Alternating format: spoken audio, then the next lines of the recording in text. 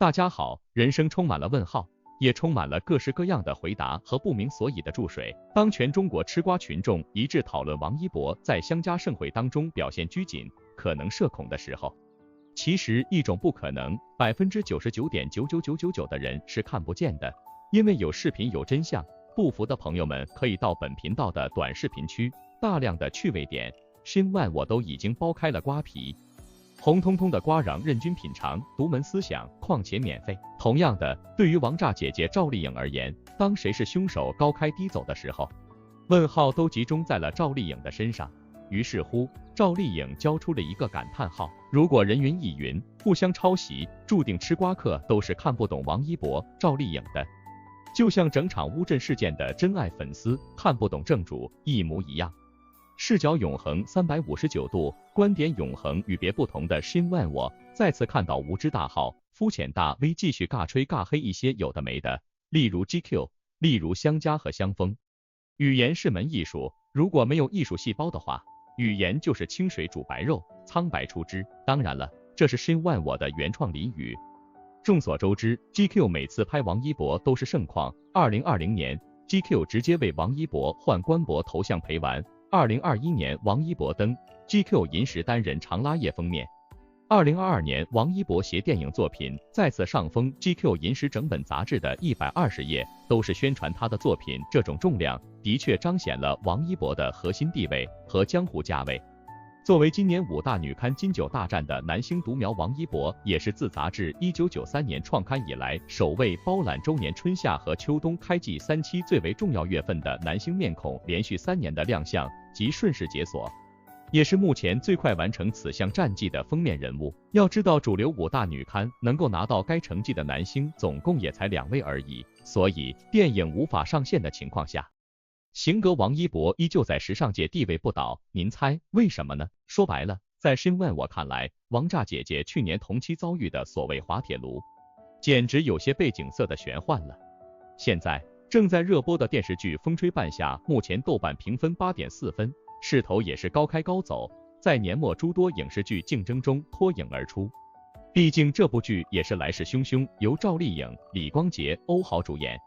刘威、柯蓝、冯佳怡、黄澄澄等人领衔主演的奋斗剧，改编自作家阿奈的小说《不得往生》，采用傅东育和毛威双导演模式，编剧则是天下长河的导演兼编剧张挺。这部剧能够出圈，也不乏制作团队的用心，整部剧的滤镜瞬间给观众带入了80、90年代的场景，同时为了还原人物状态，幕后工作人员尽可能在服装和妆发上还原人物年代感。剧中演员的服化道也极其考究，尤其是主演赵丽颖的服装都多达300多套，其中还有部分服装为收藏家个人珍藏款。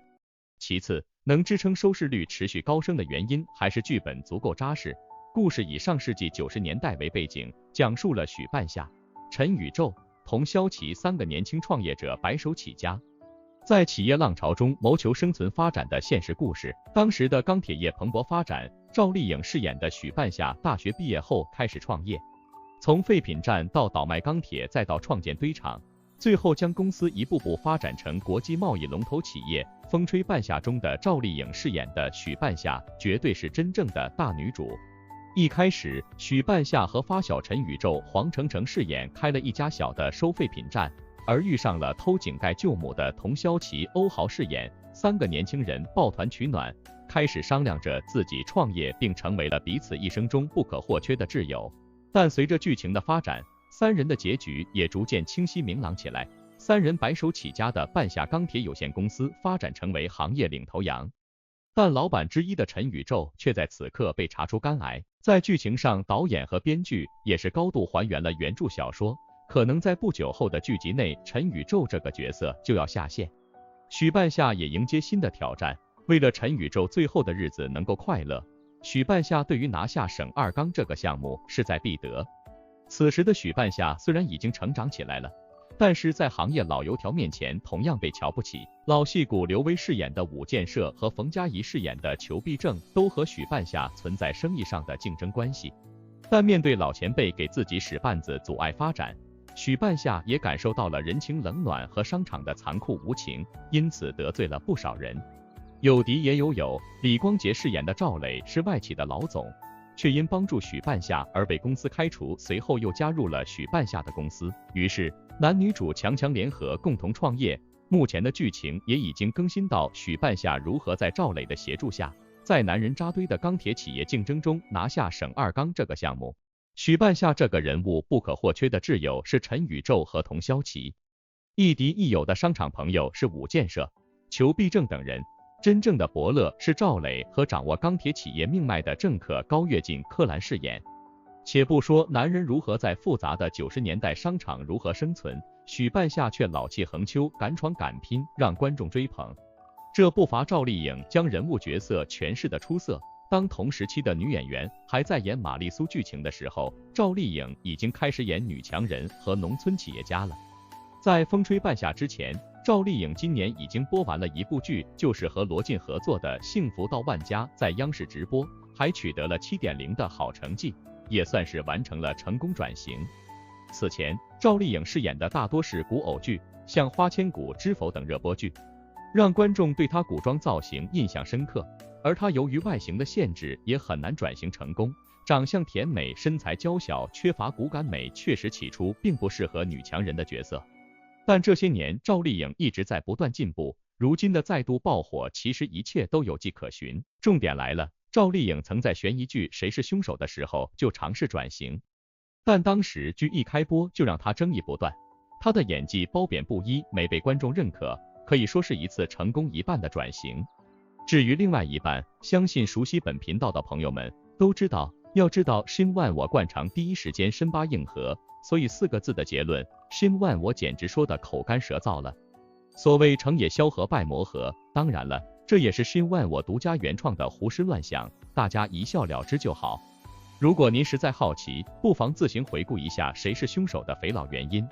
但到后来的幸福到万家和现在的风吹半夏，赵丽颖在现实主义题材的影视剧中，演技是肉眼可见的进步，她也不再受到颜值的局限，而是靠眼神和演技将自己锻炼成了巨抛脸。赵丽颖和许半夏这个人物角色也颇有相似之处，都是一步步打拼下来，将自己从小人物培养成大女主。她们身上都有不服输的韧劲和对成功的渴望。赵丽颖农村女孩，出身非专业院校毕业，毫无背景的情况下踏入娱乐圈，靠着努力和踏实，成为了导演们追着合作的女演员。现在的赵丽颖早已今非昔比，但她依然能保持每年至少一部产出。35岁的她还在尝试自己演员身份的更多可能性，接拍不同类型的电视剧。同样，一个人如果在一个行业深耕下去，不用着急，早晚你一定会挖到黄金。所以王炸姐姐的这一年里面不声不响的撒种和收割，简直都是在用自己的实力把所有人心中的问号掰直了，掰成了让人兴奋和赞叹的大大的感叹号。非常有意思的是，在无知大号、肤浅大 V 的风向下，现身相加的王一博被一致扣上了社恐的帽子。Shin Wan我再次不厚道的笑了，这就像Shin Wan我硬核深扒3天3夜乌镇事件的前因后果一模一样，完完全全不懂正主的心思意念和所求所想。一个人一件事，到了真爱的眼里，就是大写的买买买，跟。香奈儿的这次2023年早秋晚宴，邀请了不少品牌大使出席，其中就有我们熟悉的艺人 Unique 王一博、刘雯、辛芷蕾，还有导演李少红出席。没想到的是，这次王一博却是全场的焦点，稳坐中心位看秀，并且也是全场唯一一位身穿超级香家春夏预告系列的艺人，更是国内活动上的首次亮相。由此可见，香家是多么看重这位品牌形象大使，给足了牌面。这次王一博的穿搭看上去又帅又御，很有个人特色。王一博的优势就是身材比例跟独有的清冷气质，衬托了小香风高贵与典雅的特色，还带着自己的酷跟拽。行走的小香风，时尚的 icon， 对于王一博而言不足为奇的评价。在这几年中，王一博真真切切把小香风演绎得淋漓尽致，无疑成为了香家最会穿的男生，女生都会自叹不如。更重要的是，为何香奶奶家这么器重这位品牌形象大使，只有一个原因，那就是带飞的节奏。高奢品牌对于形象大使的选择都是谨慎又认真的，考察期都超过好几年，没有所谓的空降。看重的就是品牌调性跟艺人的匹配度。在王一博爆火的这几年里，香家对于王一博的看重跃然纸上。在无感的水舞台，王一博身穿香奈儿超值5万多的外套，淋得满身都是水，成就了香家跟王一博的经典舞台。到底有多出圈，看下销量就可想而知，成为了当年跨年演唱会的热搜榜首。这个记录值得王一博粉丝引以为傲，吹牛逼了。自此之后，香家可谓是看到了王一博的人气跟实力后，各大封面杂志、重要月份都不在话下，更是把自家热推单品挂满在王一博身上。还有更为成就的，必须是王一博的综艺《这就是街舞》，连续3季，堪称王一博的香奈儿经典呈现。凡是王一博上身过的，无疑都是时尚热捧的焦点，大众争先恐后购买的专属。如今呢，Chanel 跟王一博简直密不可分的绑在了一起，凡是王一博出席活动，必然会有小香风的身影。在今年微博电影之夜，我们看到了香家的外套，还有那个超100万的胸针，着实有种王一博真的好贵的既视感。话说回来，这次王一博出席香奈儿的晚宴，整个人看起来有点腼腆，坐在中心位看秀，在2位女神之间的他，看起来有点小紧张，环抱着自己，有点略显紧张，反而衬托出王一博可爱的一面。粉丝说，看把孩子冻得都快缩成一团了。其实这种调侃有点过了，王一博就是拘谨了，就是不自在，他的眼神中透露出来一种不自信、不知所措的感觉，有点社恐，但是还不得不应对。在众人散场后，迟迟不动身，双腿并拢，手插在2腿之间，抬着头，呆萌地看着别人的样子，真的有被可爱到。估计这个样子的他，的确应景了粉丝说要把他带回家的说辞了。所以，在所有现场观众和拼盘大嘴的眼里，总之一句话，王一博拘束起来的反差萌，真的比酷盖招人稀罕。那么，您觉得王一博到底是怎么想、怎么做的呢？有时候，反向思维是必须的。也就是说，别老是站在自己的角度出发。例如风吹半夏，或者说野蛮生长，从开拍到剧中，一直有一种声音，质疑的声音徘徊在大家的耳朵根。相信熟悉本频道的朋友们，也跟着烦不胜烦这种了无新意的祥林嫂一样的唠唠叨叨。和许多85后小花不同，赵丽颖似乎尝到了正剧的甜头，已经完全抛弃了傻白甜偶像剧。在许多网友的眼里，赵丽颖的这种转型是非常成功的。赵丽颖的新剧《风吹半夏》正在热播，这部剧还差9集就要结束，却在豆瓣依然维持着8.4的高分。不过让人没想到的是，口碑如此好的《风吹半夏》第1集就出现了一个让人无法理解的 bug， 网友吐槽有点谨慎，但是不多，到底是怎么回事呢？原来女主角许半夏一个人住在废品站，下着暴雨的深夜，一名陌生男子披着雨衣，头发遮住眼睛，却敲门声称要卖废铁。许半夏是谨慎的，他手持一根钢筋询问了半天，对陌生男子依然非常怀疑。没想到几分钟后，许半夏就心软了，居然打开铁门把男子放进来了。这样的行为不管在哪个年代来看都是不妥的，女孩深夜给陌生人开门，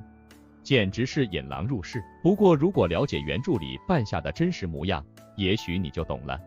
bug 背后的真实原因有2个。一，原著里许半夏的外形和赵丽颖是完全不符的，她不仅姿色平平，甚至被称为蛮婆，一高兴起来就喜欢拍桌子喝酒。这样的男人婆形象，许半夏能够拖着一根钢筋询问半天，最后思考了几分钟才打开铁门，的确是足够谨慎了。2，除了颜值不高，许半夏敢半夜开铁门还有另一个原因。从小到大，许半夏因为无父无母被同学欺负，甚至经常受伤。为了保护自己不再被打，半夏请求爷爷教自己武术。习武之后，许半夏越来越会打架了，甚至在当地打出了名气。知道了这些细节后，就明白许半夏的许多行为了。比如说许半夏抓包丈夫出轨，她冲上去又抓又打，虽然很不赵丽颖，却很符合蛮婆的人设。从女主角姓名的解析上看，风吹半夏这个剧名，乍一听上去会让人以为这又是一部偶像剧。尤其是女主角许半夏这个名字，听上去更文艺梦幻。了解之后才知道，半夏这个名字隐藏着父亲许有人对她的诅咒和厌恶。原因是许半夏的母亲生她时难产而死，父亲怨恨半夏克死了爱妻。剧中的原因更有说服力，许半夏是妈妈和前男友的孩子，许有人忍下了这个私生子，内心的屈辱却让他憎恨半夏。所以走出原著，走进剧本，虽然有了这些 bug， 但是这部剧仍然是瑕不掩瑜，尤其是赵丽颖在剧中的状态，没有任何滤镜，她的脸上甚至有了岁月的痕迹，却让这部年代剧更加真实。可以说前前后后视角永恒359度，观点永恒与别不同的询问我，一路跟着反复折腾和硬核深扒这部剧和这个人，就像大家眼中的长不大的王一博一样，当全中国吃瓜群众只是跟随无知大号、肤浅大 V 的嘴巴，看到了王一博在相加盛会当中表现拘谨，可能社恐的时候，王一博恰恰一直在聆听别人的声音，吸收更多的营养。无论观众席还是晚宴中，他一直都是倾听者，而且认真的模样跟天天向上如出一辙。同样的，对于王炸姐姐赵丽颖而言，当谁是凶手高开低走的时候，问号都集中在了赵丽颖的身上。于是乎，赵丽颖交出的感叹号，就是10万我也想不到的潜在巨王县委大院之上的开局。人生的精彩莫过于此，你想到了，偏偏错了，因为社恐王一博恰恰在聆听，因为感叹号不是终点，而是起点。